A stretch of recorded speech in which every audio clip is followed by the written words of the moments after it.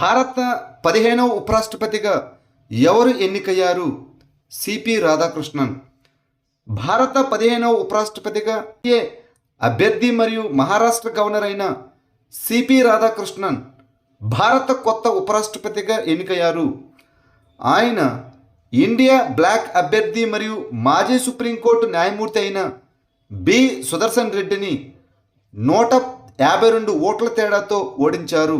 వరదల బారిన పడిన ఉత్తర ప్రాంతంలో భారత సైన్యం ఏ ఆపరేషన్ కింద 6,000 మందిని రక్షించింది? ఆపరేషన్ రాహత్. ఆపరేషన్ రాహత్ కింద భారత సైన్యం యొక్క వెస్ట్రన్ కమాండ్ పంజాబు, హిమాచల్ ప్రదేశ్ మరియు జమ్మూ అండ్ కాశ్మీర్ అంతటా 82 HADR అనగా మానవతా సహాయం మరియు విపత్తు ఉపశమనం మిషన్లను నిర్వహించింది. 6,000 మందికి పైగా ప్రజలను తరలించింది మరియు 13,000 మందికి పైగా పౌరులకు వైద్య సహాయం అందించింది. సైన్యం పౌర పరిపాలన, NDRF మరియు SDRFలతో దగ్గరగా పనిచేస్తుంది. ఆంధ్రప్రదేశ్ ఏ నగరంలో స్పేస్ సిటీని నిర్మించనుంది? తిరుపతి.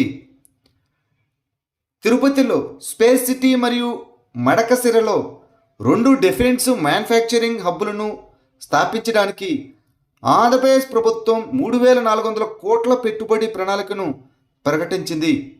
స్కై రూట్ ఏరోస్పేస్తో భాగస్వామ్యంతో 400 కోట్ల తిరుపతి స్పేస్ సిటీ ప్రైవేటు ఉపగ్రహ ప్రయోగాలు మరియు ఖర్చుతో కూడుకున్న చిన్న ప్రయోగ వాహనాలపై దృష్టి పెడుతుంది.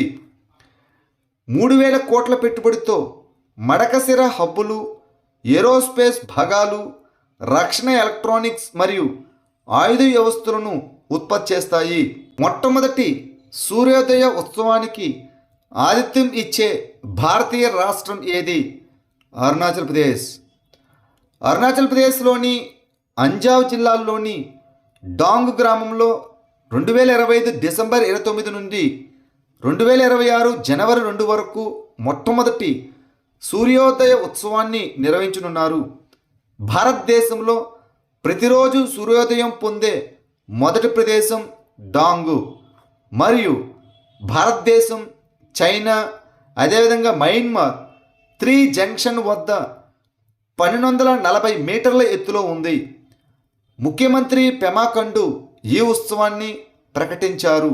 వ్యాపార నాయకత్వం మరియు సహకారాలకు గాను అరేబియన్ వరల్డ్ రికార్డ్స్ ద్వారా 2025లో క్యామెల్ ఇంటర్నేషనల్ అవార్డును ఎవరు అందుకున్నారు? యూనస్ అహ్మద్. కేరళలోని పాలక్కడకు చెందిన ప్రవాస భారతీయ వ్యాపారవేత్త మరియు middle east dot space coworking executive director అయినటువంటి Yunus Ahmed Arabian world records అందించే 2025 క్యామెల్ ఇంటర్నేషనల్ అవార్డును గెలుచుకున్నారు. 28వ ITTF ATTU Asia table tennis team ఛాంపియన్షిప్లు 2025కు ఆతిథ్యం ఇచ్చే దేశం ఏది? India.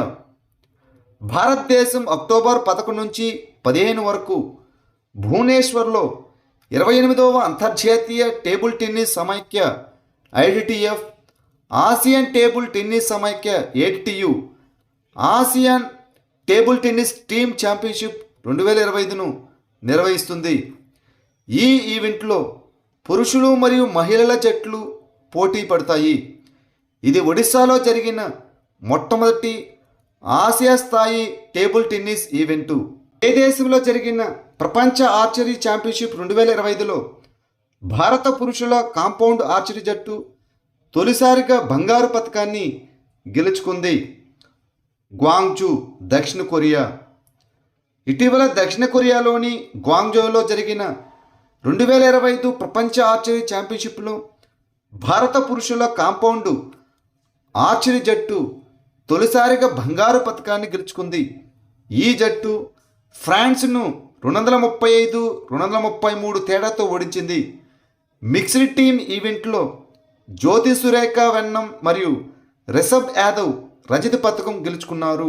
US open tennis grand slam మహిళల సింగిల్స్ టైటిల్ను ఎవరు గెలుచుకున్నారు?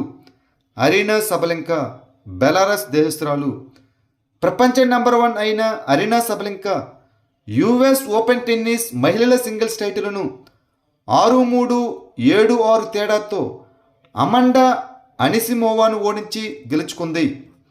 సబలెంకా తన కిరీటాన్ని విజయవంతంగా కాపాడుకుంది మరియు ఆమె 4వ గ్రాండ్ స్లామ్ టైటిల్ను గెలుచుకుంది.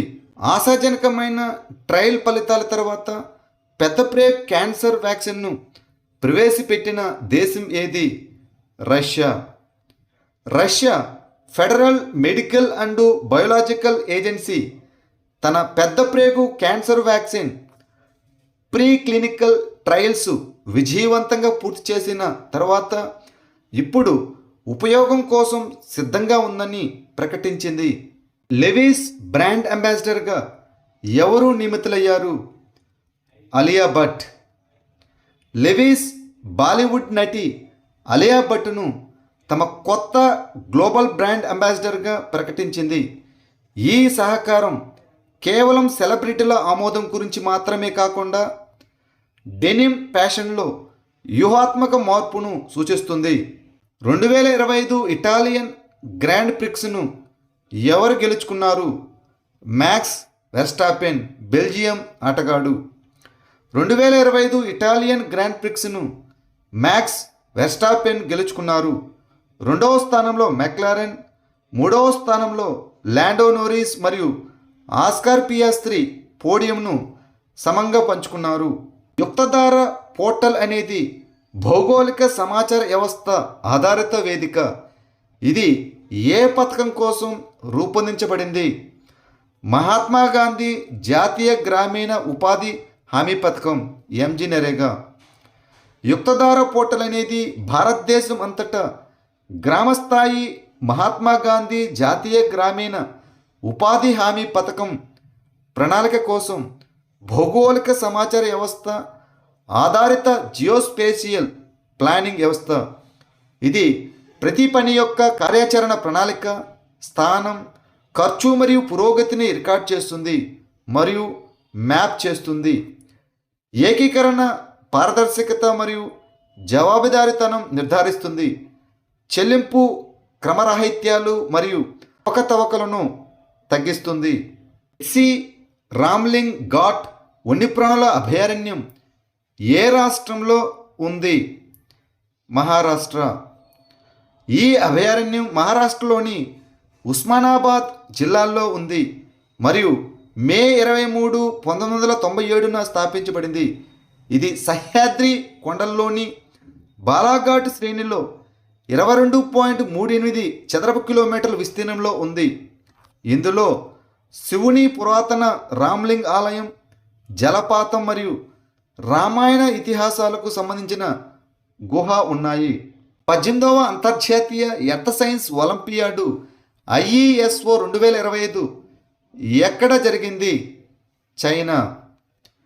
ఇటీవల చైనాలోని జినింగ్లో జరిగిన 18వ అంతర్జాతీయ ఎర్త్ సైన్స్ ఒలింపియాడు విజేతలైన భారతీయ విద్యార్థులను కేంద్ర సైన్స్ అండ్ టెక్నాలజీ సహాయ మంత్రి సత్కరించారు.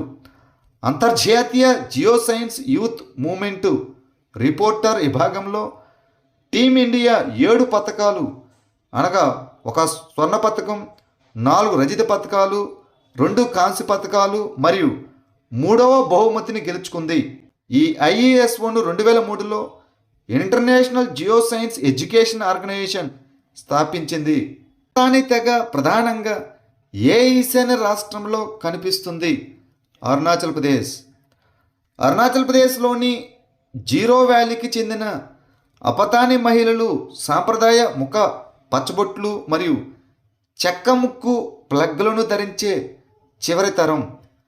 అపతాని అనగా టానువు, అపతాని లేదా అప అని కూడా అంటారు. ఈ అపతాన్ అనేది సాంస్కృతిక గుర్తింపు, పర్యావరణ జ్ఞానం మరియు సాంప్రదాయ పద్ధతులకు ప్రసిద్ధి చెందిన స్వదేశీ గిరిజన సమూహం. వారు ప్రధానంగా తూర్పు హిమాలయ శ్రేణుల్లోని అరుణాచల్ ప్రదేశ్లోని దిగువ సుబాన్సిరి జిల్లాలోని జీరో వ్యాలీలో నివసిస్తున్నారు.